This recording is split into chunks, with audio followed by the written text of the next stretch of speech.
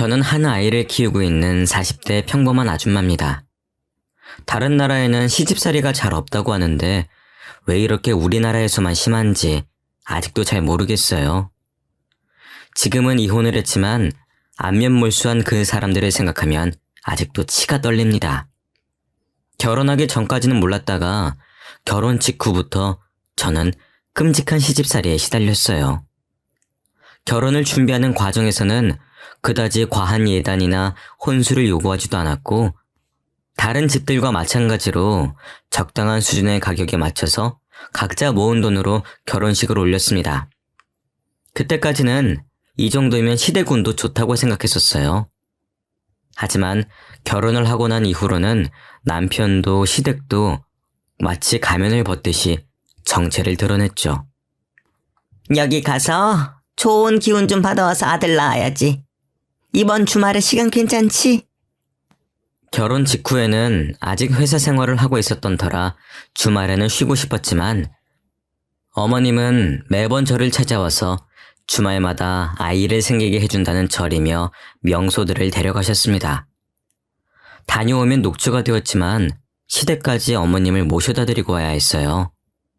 사회생활을 하는 것만으로도 너무 지쳐 있었는데 주말마저 그렇게 빼앗겨 버리니 오히려 몸이 안 좋아졌습니다. 피곤이 누적이 되니까 감기나 잔병 치레들도 많이 했었고요. 그런데 어머님은 그런 저를 보고서 차라리 회사를 그만두고 집에서 몸을 챙기면서 아이를 가지는 게 어떻냐고 하셨습니다. 어차피 아이를 낳으면 회사는 그만둬야 되니까 일찍 그만두라는 거죠. 그런데 저는 아이를 낳고서도 일을 그만둘 생각이 없었습니다. 맞벌이를 해도 아이를 부족하지 않게 키우는 게 될까 말까인데 남편 혼자 벌어오는 돈으로는 빠듯해도 너무 빠듯할 게 눈에 선했거든요. 거기다 남편보다 제가 월급도 많았었는데 그만둬도 남편이 그만두는 게 맞았죠. 하지만 이런 생각을 입 밖으로 꺼내면 어머님이 까무러칠 게 분명하니까 속으로만 생각을 하고 있을 수밖에 없었습니다. 하지만 어머님은 틈만 나면 얼른 회사를 그만두라면서 저를 닥달하셨고 저는 겉으로는 알겠다고 하면서 그냥 계속 회사를 다닐 생각이었어요. 그런데 어머님은 제 상상을 뛰어넘으시는 분이셨습니다. 제가 연차를 쓴 날에 직접 회사로 찾아오셔서는 저희 팀장님까지 찾아가셔서 저 대신 사직서를 내려왔다면서 사직서를 내고 제 짐까지 모두 들고 오신 거예요. 팀장님도 당황하셔서 저에게 연락을 주시지 않았다면 아무것도 모를 뻔했죠. 저도 너무 놀라서 급하게 회사로 갔을 때는 이미 어머님이 제 짐을 들고 가버리신 후였습니다. 그 모습을 직장 동료들이 다 봤다고 하니 너무 창피해서 고개를 들 수가 없겠더라고요. 나는 우리한테 알게 모르게 불만이 있어야 해서 그런 건 줄 알았어. 그럴 리가요. 일단 사직서는 버려주세요. 너무 죄송해요. 저도 어머님이 이렇게까지 하실 줄은 상상도 못했어요. 그래, 어머님이랑 이야기 잘해보고 어차피 사직서는 양식이 엉망이라서 수리가 안 돼. 걱정 마. 그날 다른 팀원과 팀장님에게 몇 번을 사과했는지 기억도 안 납니다. 어머님, 저한테 말도 없이 그렇게 무작정 회사로 가시면 어떡해요? 네가 하도 회사를 안 그만둬서 그렇지 뭘 그렇게 꾸역꾸역 다니려고 해? 저 꾸역꾸역 다니는 거 아니에요. 계속 일하고 싶어요. 아이 낳는다고 해도 저는 일 그만둘 생각이 없어요. 그럼 애는 누가 돌봐? 엄마가 이렇게 무책임해서 되겠어? 물론 저도 아이 낳으면 육아휴직도 쓸 거예요. 아직 태어날지도 모르는 아이 때문에 회사를 그만두고 싶진 않아요. 그러니까 다음부턴 그러시지 마세요. 뭐라고? 애는 안 낳을 거야? 회사를 다닌다고 아기를 안 가질 거라는 말은 아니잖아요. 그거나 뭐가 달라? 시어머니랑은 도무지 말이 안 통하더라고요. 결국엔 제가 죄송하다는 말로 끝이 났습니다. 여보, 어머님이 오늘 우리 회사까지 찾아가셔서 사직서까지 나 대신 내셨대. 뭐라고? 엄마가 어떻게 거기를 알고 찾아가셨는데? 회사 이름이랑 부서는 알고 계시니까 로비에서 물어보셨겠지. 당신이 좀 말려봐. 어머님이랑은 도무지 말이 안 통해. 내가 엄마를 어떻게 말려. 오늘 당신이 말했으니까 더는 안 그러실 거야. 하지만 어머님은 다시 회사를 찾아오지만 않으셨을 뿐 매일같이 전화를 하셨습니다. 매번 회사는 언제 그만둘 거냐라는 말로 1시간을 넘게 끊지 않고 저를 괴롭히셨죠. 그렇게 몇 개월을 넘게 시달리고 있었는데 저희에게 아이가 찾아왔습니다. 아이가 생겼다는 말을 하면 또 당장에 회사를 찾아갈 기세여서 한동안은 밝히지 않다가 6개월이 지났을 때쯤 출산 휴가를 내고 어머님께 말씀드렸죠. 아이가 생겼다고 하니 엄청 기뻐하시더라고요.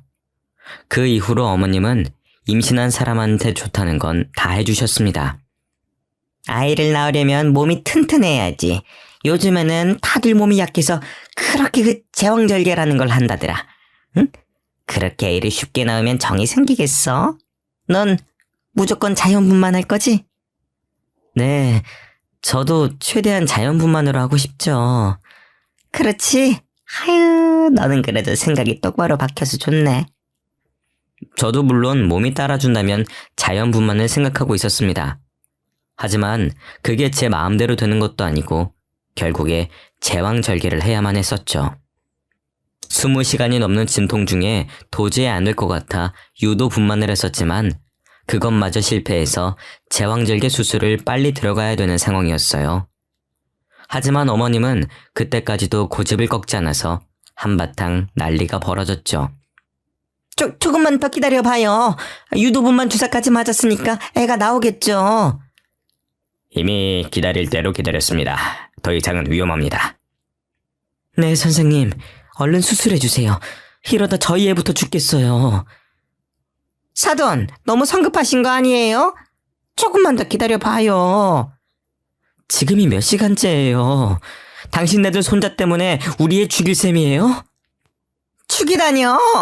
옛날에는 자연분만 집에서도 하고 다 아무렇지도 않았었는데 왜 쟤만 저렇게 난리를 떨어요? 괜히 엄살 부리는 거 아니에요? 그리고 사돈 손자이기도 해요. 사돈, 지금 그게 20시간을 넘게 배 아픈 애한테 할 소리예요? 선생님, 그냥 무시하고 수술해주세요. 더는 우리 딸 아픈 꼴 못 보겠습니다. 결국 남편은 그 사이에서 이러지도 저러지도 못하다가 부모님들끼리의 싸움으로 번졌고 저희 부모님이 일단 얼른 수술해달라며 재촉한 덕분에 무사히 아이를 낳을 수가 있었습니다. 거기다 아이를 낳고 나니 저는 도로 찬밥 신세가 되어버렸습니다. 아직 몸이 퉁퉁 부어서 앉는 것도 힘들었었는데 어머님은 제 병실을 떠나질 않으셨습니다. 그래서 애는 또 언제 볼 수 있다니? 병실에는 언제부터 같이 있을 수 있대? 그건 조금 있다가 간호사분 들어오시면 물어볼게요. 그렇게 멍하니 있지 말고 운동도 할 겸 직접 가서 물어보고 와. 네가 그렇게 게으르니까 애도 한 번에 못 낳고 수술까지 한 거야. 이인실을 혼자 쓰고 있는데 몸도 건강하신 어머님은 굳이 저를 시켜 먹으려고 하셨습니다. 거기에 대답할 힘도 없어서 침대에 축 늘어져만 갔죠. 아이가 태어난 지 3일쯤 지나서 제 병실에 함께 있기 시작하니 불편함은 극에 치달았습니다. 시어머니는 손주가 그렇게 좋으신지 하루 종일 아이만 보고 계셨었고 신우이는 담배를 피우고 제 병실로 들어와 냄새를 풀풀 풍기면서 아이 옆에 있었죠. 형님, 갓난아이도 있는데 담배 피우시고 1시간 정도는 냄새 빼시고 들어오시면 안 될까요? 옳게, 왜 이렇게 예민해? 옛날에는 이런 거 신경 안 써도 다 잘 컸어. 무슨 1시간씩이나 밖에 있어? 옳게, 유난 떨지 마. 신우이는 결혼도 안 하고 아이도 낳아본 적이 없으니 제 말을 이해를 못 하더라고요. 예, 이거 내 엄마 말이 맞아. 이렇게 갓난아기 때부터 담배 냄새 맡으면 안 좋아. 너희 아빠도 너 태어나고 나서는 한 달 동안 금연했었다. 시어머니가 웬일로 제 편을 들어주셔서 신우이는 입을 삐죽 내밀면서도 말은 듣더라고요. 손자를 위한 일이라면 그저 껌뻑 넘어가셨습니다. 저는 안중에도 없으신 게 문제였었지만요. 아이를 낳고 병원이 너무 갑갑해서 산후조리원에도 안 가고 집으로 돌아왔었는데요. 저는 산후조리사를 쓸 생각이었습니다. 아무래도 몸이 너무 안 좋아져서 회복하는 동안에는 필요할 것 같더라고요. 그런데 그 소식을 들으신 어머님은 거품을 물고 반대하셨어요. 너는 돈이 나만하니? 돈 아깝게 산후조리사는 왜 불러? 갓난아이 있는 집에 자꾸 바깥 사람 들이면 안 좋아. 뭘 믿고 사람을 써? 아는 언니가 소개해 주신다고 하셔서요. 믿을 만한 분이에요. 그래도 어쨌든 바깥 사람이잖아. 정 필요하면 내가 해줄 테니까 그런데 쓸데없이 돈 쓸 생각하지 마. 돈 아까운 줄도 모르니? 어머님은 사람을 부를 돈으로 차라리 자기한테 용돈이나 좀 챙겨달라고 하시면서 기어코 본인이 제 산후조리를 해주겠다고 하시더라고요. 결국엔 또 어머님한테 치고 어머님이 원하시는 대로 하기로 했습니다. 그런데 시어머니한테 맘 편히 이거 해달라 저거 해달라 부탁하는 게 어디 쉽나요? 빨래도 마음대로 돌리시고 옷은 다 상해서 엉망이 되어버렸지만 뭐라 하기도 애매했습니다. 아이를 낳고 나니 손발이 너무 차가워져서 찜질팩을 달고 살아야 했었는데 어머님은 무슨 유난을 떠냐면서 이러쿵 저러쿵 저에게 핀잔만 잔뜩 늘어놓으셨습니다. 그렇게 아무것도 안 하고 누워만 있으니까 그런 거야. 일어나서 운동도 하고 움직이면은 저절로 손발은 따뜻해져. 왜 이렇게 유난을 떨어? 너만 애 낳았니? 어? 결국에는 산후조리는커녕 어머님의 잔소리에 겨우겨우 몸을 움직여 집안일을 했습니다. 몸을 움직여야 임신한 동안 찐 살도 빠지고 몸도 돌아온다는 핑계로 결국엔 집안일의 대부분은 제가 하게 되는 건 정해진 수순이었죠. 거기다가 남자는 집안일을 하는 게 아니라며 남편은 집안일에 손도 못 대게 했었고 남편이 퇴근하고 나면 어머님은 오늘 일을 너무 많이 해서 삭신이 쑤신다더니 혼자서 집안일을 다 한 것처럼 말씀을 하신 덕에 남편과 싸움도 났었습니다. 당신 아무리 그래도 당신 시어머니인데 대체 뭘 얼마나 부려먹길래 퇴근하고 올 때마다 엄마가 저렇게 지쳐있어. 당신도 조금은 도와야지. 내가 뭘 그렇게 부려먹어. 당신이 봤어? 빨래도 밥도 청소도 다 내가 하는데 어머님이 부려먹기는 뭘 부려먹는다는 거야? 어머님은 그냥 손주 보러 오시는 것뿐이야. 당신은 도와주러 오신 분한테 꼭 그런 식으로 말을 해야 되겠어?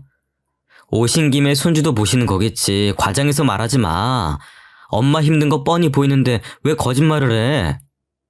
남편은 제가 힘들어서 살이 쪽쪽 빠지는 건 안 보이는지 어머님 편만 들고 있더라고요.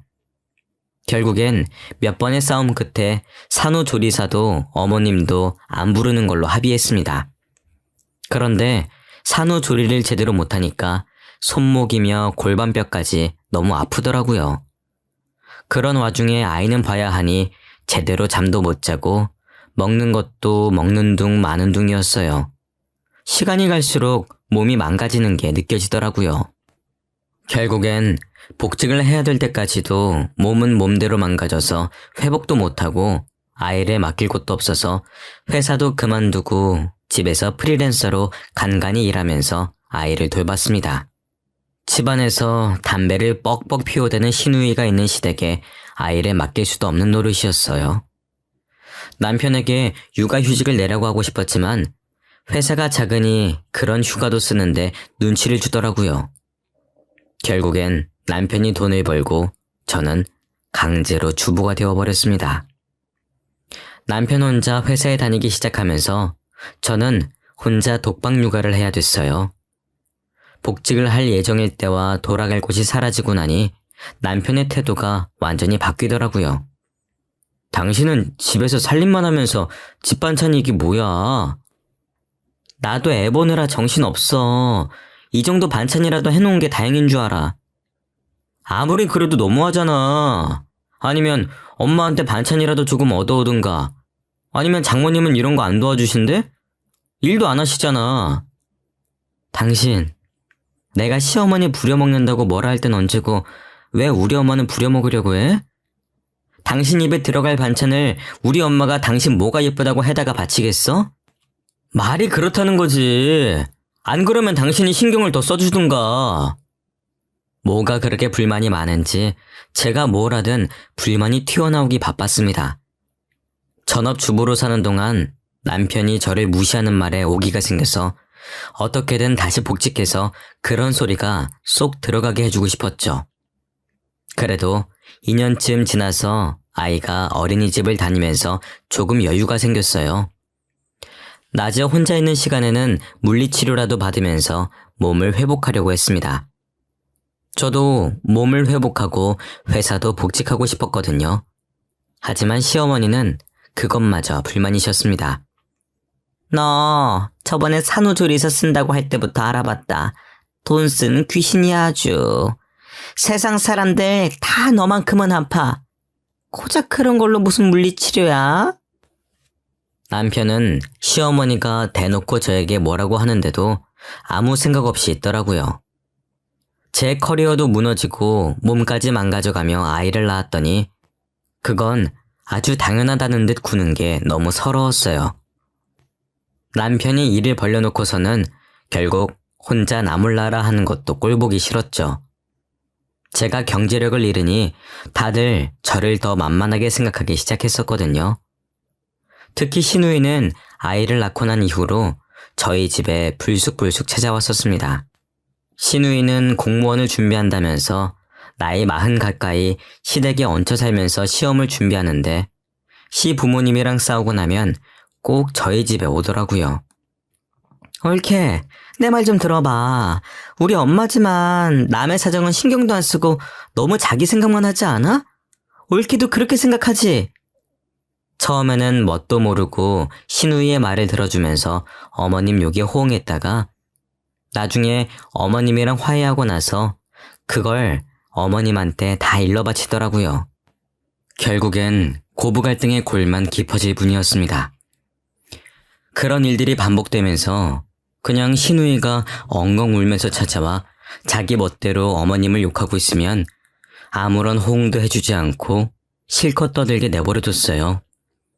중간에 아이가 깼다는 핑계로 방으로 들어가기도 했지만 끝까지 자기 할 말만 하면서 밤새도록 저를 붙잡고 있었습니다.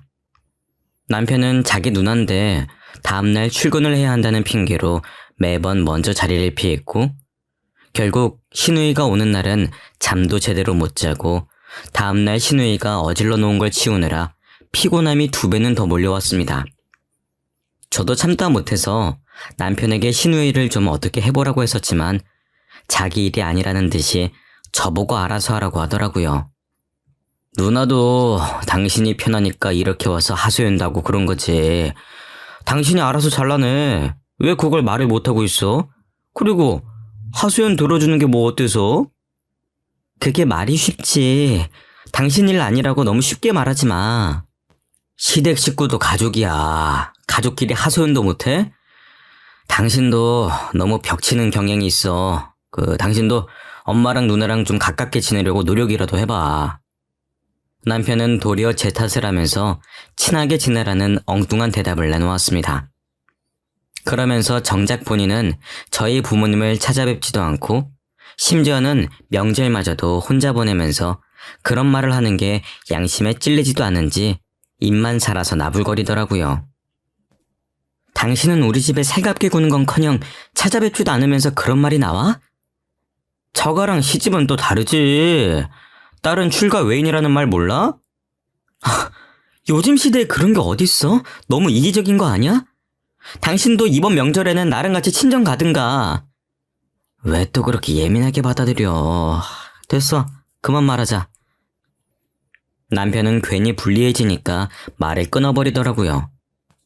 엄마가 아이를 낳을 때 시어머니가 고집 부리던 걸 가만히 보고만 있던 남편에게 한 소리 하셨었거든요. 그 일 이후로는 저희 부모님은 뵙기 껄끄러운지 명절에도 저만 혼자 친정으로 보내더라고요. 저희 부모님은 괘씸해하는 듯 하셨지만 굳이 남편을 따로 찾진 않으셨습니다. 그렇게 저만 따로 명절에 찾아가는 게 익숙해졌을 때쯤 일이 터졌습니다. 명절에 친정에 가니까 엄마가 안색도 안 좋고 몸이 퉁퉁 부어있더라고요. 엄마, 얼굴이 왜 이래? 안색이 너무 안 좋은 거 아니야? 몸도 부은 거 같은데? 내버려둬. 그냥 나이 먹으니까 안색도 안 좋아지는 거지. 몸도 이거 나이 들어서 살찐 거야. 아무리 나이를 먹었다고 해도 이건 심하잖아. 병원도 안 가봤지? 이런 걸로 무슨 병원까지 가. 괜찮아. 조금 쉬면 다 괜찮아져. 조금 쉬고 괜찮아지는 거면 병원은 왜 있어? 얼른 옷 입어. 병원 가자. 얘가 왜 이래? 아, 됐어. 공휴일이라서 병원비도 비쌀 텐데. 나중에 연휴 끝나고 내가 가볼 테니까 얼른 앉아. 엄마는 한사코 연휴가 끝나면 가볼 테니까 신경 쓰지 말라고 했었지만 지금까지도 안 갔는데 연휴가 끝난다고 갈 리가 없었어요. 결국엔 엄마를 억지로 일으키다시피 해서 병원으로 향했습니다. 그런데 병원에서 가보니 응급실에서도 저희 엄마 상태를 보고 몇 가지 질문을 하더니 표정이 심각해져서는 검사를 한번 받아야 될 것 같다고 하더라고요. 아유, 됐어요. 여기서 주사 한 방 맞으면 다 괜찮아질 텐데 뭘 그렇게까지 해요. 엄마는 괜히 의사가 쓸데없는 검사를 한다면서 제 말도 듣지 않으셨죠. 그래도 이왕 여기까지 왔는데 검사 받아보기나 하자. 그래요. 아빠 말이 맞아. 엄마 지금 피곤해서 그런 게 아니라니까? 엄마는 결국 아빠와 제가 설득에 설득을 거듭한 후에야 검사를 받아보셨습니다. 검사를 해본 결과 엄마가 신장 기능이 너무 떨어져서 투석을 받아야 된다고 하더라고요. 지금까지 어떻게 참으셨어요? 혈뇨도 보시고 몸이 안 좋은 걸 느끼셨을 텐데. 저는 그냥 나이 들어서 그런 줄 알았죠. 많이 심각한 건가요? 당장 투석 일정부터 잡아야 될 것 같습니다. 일단 입원하셔서 이번 주부터 일단 투석 들어갈게요. 이번 주부터요? 병원 왔다 갔다 하면서 받는 거 아닌가요? 그건 환자분들 상태마다 다른데 환자분은 상황이 심각하셔서 일단 입원하셔야 됩니다. 신장 이식 받으시면 제일 좋은데 혹시 가능하신 분 있으신가요? 저요. 제가 할게요. 너는 몸도 안 좋은 애가 무슨 이식이야. 내가 할게. 너희 엄마 이렇게까지 될 동안 몰랐던 나도 책임이 있어. 아빠와 저는 서로 자기가 이식을 하겠다며 나섰었지만 검사 결과 저희 둘 다 부적합 판정을 받았습니다. 아빠는 당뇨가 있으신 데다 저도 신장 기능이 떨어지는 편이라 이식이 안 된다고 하더라고요. 괜히 제가 몸 관리를 못해서 이식을 못 해드린다는 마음에 너무 죄송했습니다. 안 맞을 수도 있지. 그게 어디 네 마음대로 되는 거니? 신경 쓰지 마. 엄마는 신경 쓰지 말라고 하셨었지만 그게 어디 마음이 편하겠어요? 명절 내내 엄마와 아빠와 병원에서 생활하다가 축 처진 채로 집으로 돌아갔습니다. 안 좋은 일이 있었다는 게 얼굴에 다 드러났는지 남편이 웬일로 친정에서 있었던 일들을 묻더라고요. 당신 처가에서 무슨 일 있었어? 왜 이렇게 표정이 안 좋아? 엄마, 병원에 입원하셨어. 입원? 갑자기? 어디가 안 좋으신 건데? 사고라도 당하신 거야? 신장이 안 좋으셔서 신장 이식자 구할 때까지 투석 받으셔야 된대. 당신이나 장인어른 신장은 안 맞대? 당연히 다 검사해 봤지. 아빠는 당뇨라서 안 되고 나는 신장 기능이 떨어진대. 그럼 이식은 누구한테 받으실 수 있는데? 기증자 기다려야지. 빨리 나타내야 할 텐데. 남편은 제가 기증자를 기다린다는 말에 입을 꾹 다물더라고요. 괜히 제가 남편에게도 검사를 받아보라고 할까봐 그러는 게 뻔히 보였어요. 그리고 며칠이 지나고 남편은 괜히 찔렸는지 병문안을 가자고 먼저 이야기를 꺼내더라고요. 그래도 병문안은 가봐야지. 병원이 어디라고 했지? 나 퇴근하고 같이 가자. 그리고 병문안을 가보니 남편이 왜 병문안을 가자고 했는지 알 것 같았습니다. 장모님 소식 듣고 제가 얼마나 놀랐는데요. 몸은 괜찮으세요? 괜찮아. 뭘 그렇게 걱정을 해. 신경 쓸 필요 없어. 마음 같아서는 제 신장이라도 이식해드리고 싶었는데 얼마 전에 회사에서 건강검진을 해보니까 저도 당뇨가 조금 있더라고요. 도움이 못 돼드려서 죄송해요. 남편은 혹시나 제가 신장 이식을 해달라고 말을 꺼낼까봐 먼저 선수를 치려고 병문안을 온 거였습니다. 어찌나 안타까운 척을 잘하는지 깜빡 속아 넘어갈 뻔했죠. 검진 결과서라도 들고 오라고 따지고 싶었지만 괜히 몸도 안 좋은 엄마 앞에서 목소리를 높여봤자 좋을 게 없으니 꾹 참고만 있었습니다. 남편은 제가 이럴 거라는 걸 알고 저희 부모님이 계신 자리에서 말을 한 것 같았어요. 그래야 나중에 남편이 이식을 해준다고 해도 몸이 안 좋은 사람에게 못할 짓이라며 안 받으실 테니까요. 남편이 이런 데는 머리를 잘 굴리더라고요. 그런데 1인실이라 그런가 아버님 짐도 꽤 많아 보이시네요. 입원하고 난 이후로는 그냥 나도 여기서 같이 지내고 있어.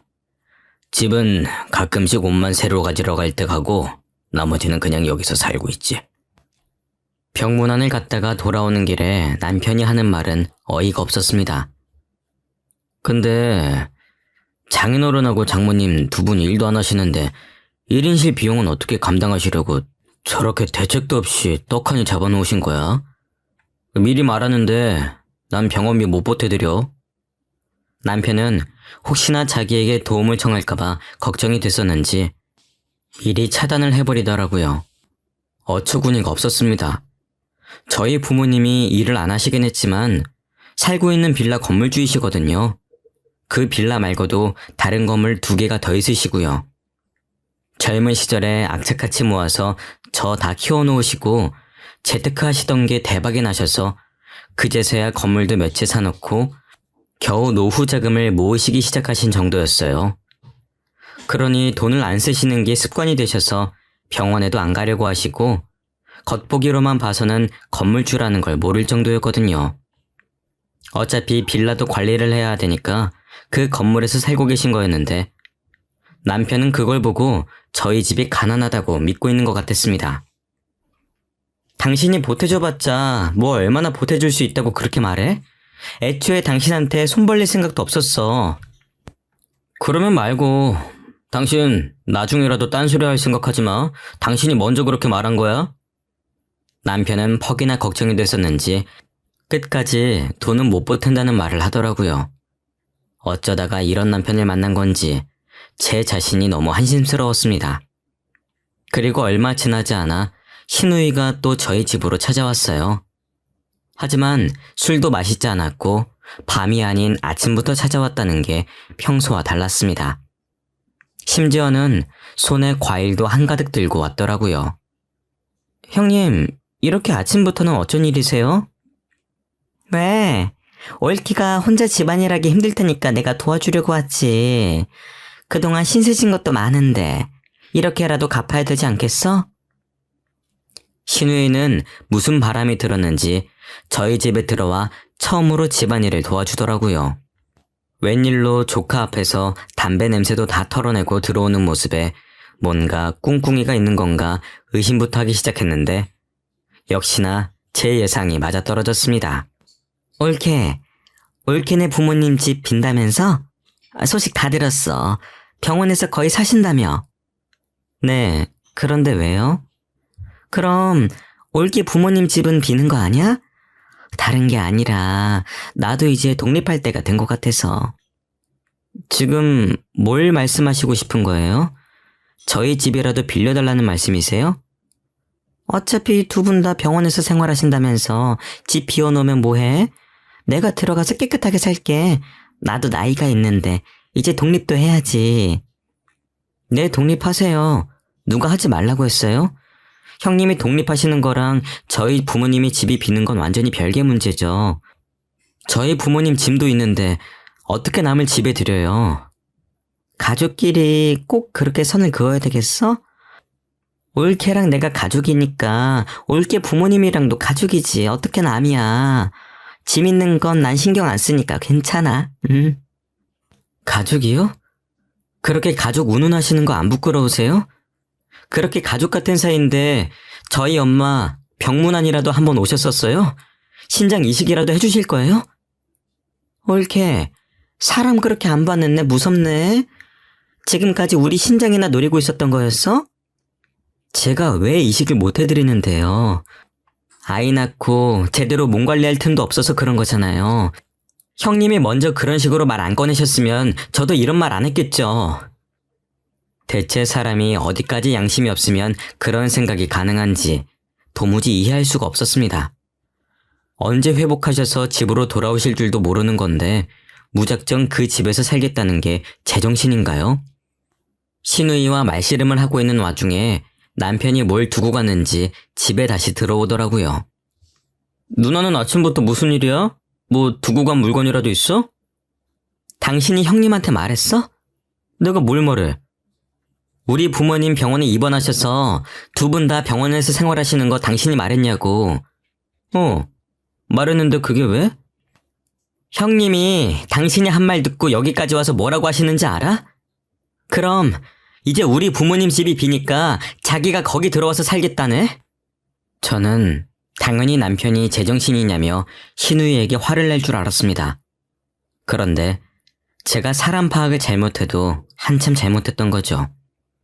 남편은 그럴 수도 있지 않냐면서 자기 누나가 돈 몇만 원 정도만 월세로 내고 그렇게 살면 저희 부모님도 조금이라도 돈을 받으니 좋지 않냐고 하더라고요. 저는 그렇게까지 남편의 인성이 개차반인 줄 몰랐습니다. 그럴 수도 있잖아. 어차피 비는 집이고 장모님 병원비도 한두 푼이 아닐 텐데 누나가 그 집 들어가서 한 달에 20만 원 정도만 보태드려도 이득 아니야? 너는 우리 엄마 몸이 안 좋아서 병원에 있다는 자각이 있긴 해? 거기 부모님 짐도 있고 언제 이식받아서 퇴원하실지도 모르는데 어떻게 거길 들어가서 살아? 솔직히 기증자 찾는 일이 그렇게 쉬운 일도 아니고 얼마나 오래 걸릴지도 모르잖아. 이런 식으로라도 내가 병원비를 보태주겠다는데 그것도 싫어? 그럼 말아. 난 병원비 안 보태. 누가 병원비 보태달래? 당신이 주는 푼돈 우리도 필요 없어. 누가 누구를 거지로 보는 거야? 당신 주제 파악이나 해. 형님, 독립이 그렇게 하고 싶으시면 여기서 살아요. 저는 더는 이 남자랑 못 살 것 같더라고요. 시누이에게 정 독립을 하고 싶으면 저희 집에서 살라고 하고서는 그대로 짐을 싸서 저희 부모님 집으로 제가 들어왔습니다. 그동안 간병 때문에 아버지가 관리 못하시던 건물을 제가 대신하고 있었거든요. 내친 김에 그냥 제가 그 집에서 살면서 관리하기로 마음을 먹었습니다. 그게 훨씬 편하니까요. 그렇게 집을 나온 후 시어머니에게는 또 전화가 끊이질 않았어요. 너는 애가 왜 이렇게 모난 구석이 많아? 그냥 넘어갈 일도 꼭 선을 그으면서 너 하고 싶은 대로 고집을 부려야 마음이 편해? 왜 이렇게 애가 이기적이야? 어머니, 대체 누가 이기적이라는 건데요? 그렇게 가족 같은 사이라고 하시면서 병문안 한 번 안 온 사람이 뻔뻔하게 집을 달라고 하는데 그걸 참아드려야 하는 거예요? 그게 그렇게 어려운 부탁이야? 그냥 사돈 퇴원하실 때까지 빌려주는 게 뭐 그리 어려운 일이라고 일을 이렇게 복잡하게 만들어? 집 나가면 끝이야! 집 나가면 끝인 게 아니라 끝이라서 집을 나온 거예요. 저는 이제 더 같이 살 마음 없어요. 이제 가족이 아니니까 집도 당연히 안 빌려줄 거고요. 부부 사이에 끝이 그렇게 쉽니? 너희 부모 닮아서 너도 생각이 없기는 마찬가지네. 돈이 없으면 눈치라도 있어야지. 너 이혼해도 위자료는 한 푼도 못 줘. 위자료요?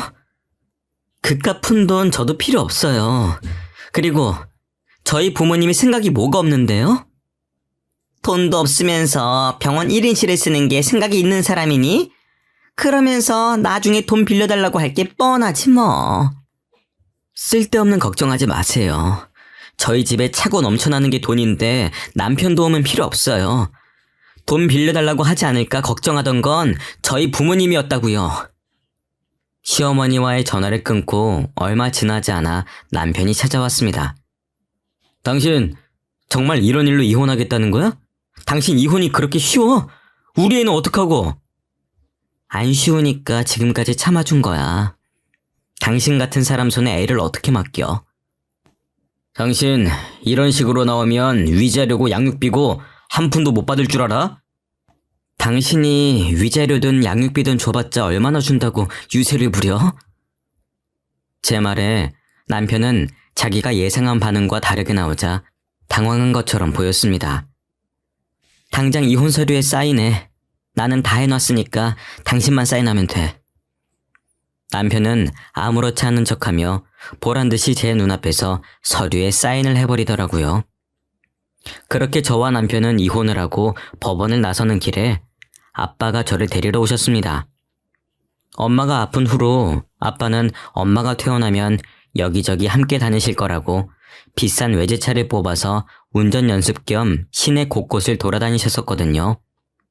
남편은 아빠가 외제차를 몰고 나타나는 걸 보고 어안이 벙벙이 하면서 저를 붙잡더라고요. 장인어른이 어떻게 외제차까지 사고 다니시는 거야?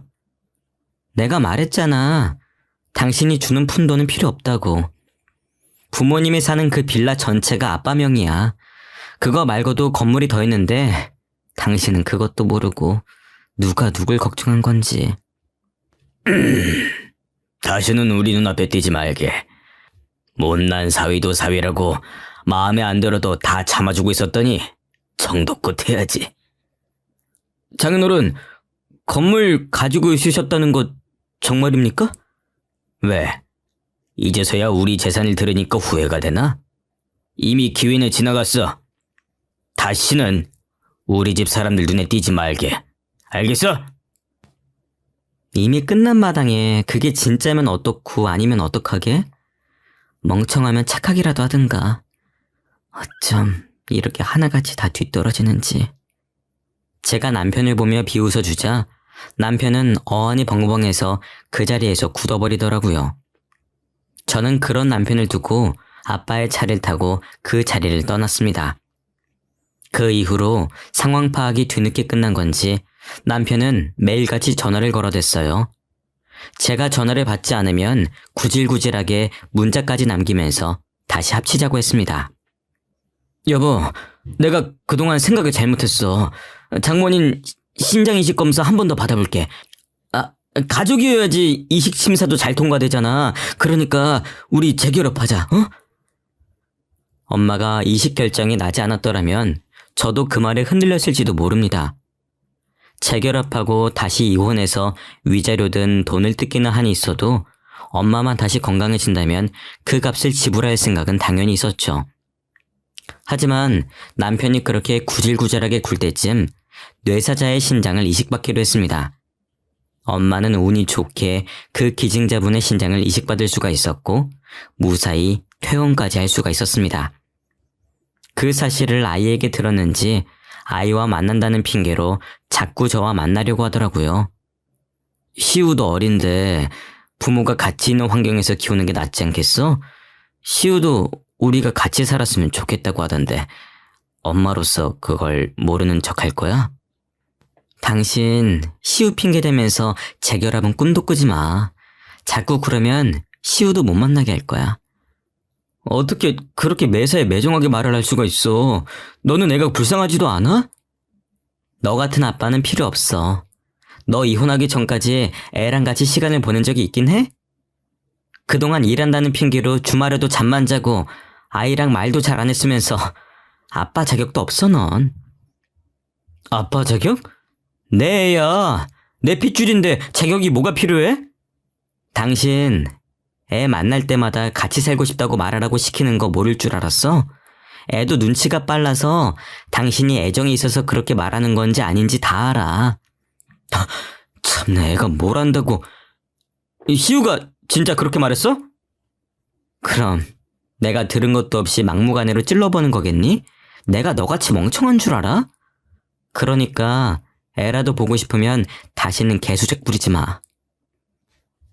한 달에 한 번 만나는 것만 지키면 되는 걸 애가 보고 싶다는 말에 기껏 아이를 보내줬더니 매번 재결합에 눈이 멀어서 애를 이용하더라고요. 자기 아빠만 만나고 들어오면 아빠는 자기를 사랑하지 않는다며 기가 죽어서 들어와서는 있었던 일들을 말하는데 그걸 듣고 있자니 저도 점점 인내심이 바닥을 치고 있었거든요. 그래서 저도 한 번은 화가 나서 아이를 따라 나가서 직접 말을 한 거였습니다. 그 후로도 몇 번 더 질척거리긴 했었지만 제가 마음을 돌려먹을 생각이 없다는 게 티가 나니까 금세 포기하고 연락을 끊더라고요. 어이가 없었지만 엄마도 건강을 되찾으니 액땜했다 생각하고 있습니다. 그 이후로 아이는 아빠를 보고 싶다는 말도 안 하고 곧 초등학교에 들어가네요. 원래도 아빠랑 그다지 친밀한 사이가 아니어서 그런지 없어도 크게 허전함을 느끼지 못하는 것 같습니다. 아이는 아빠 대신에 할아버지가 굉장히 잘 챙겨주고 계셔요. 저희 아빠도 처음에는 태어날 때 저를 힘들게 했다고 별로 안 예뻐하셨었는데 그래도 핏줄은 핏줄인지 결국에는 옆에 끼고 사는 수준입니다. 저도 아빠가 육아를 많이 도와주신 덕분에 건강도 다시 회복하고 얼마 전에는 복직도 했습니다. 예전만큼 큰 회사는 아니지만 나름 복지도 좋고 제 경력을 이어나갈 수가 있어서 저는 만족하고 사는 중입니다. 엄마도 건강을 잘 회복하셔서 이제는 반년에 한 번씩 병원에 가보는 정도네요. 이제 저는 더 바랄 게 없습니다. 저희 가족이 모두 건강하고 행복하게만 살았으면 좋겠습니다. 여러분들도 무엇보다도 건강이 우선이라는 걸 잊지 말고 사셨으면 좋겠습니다.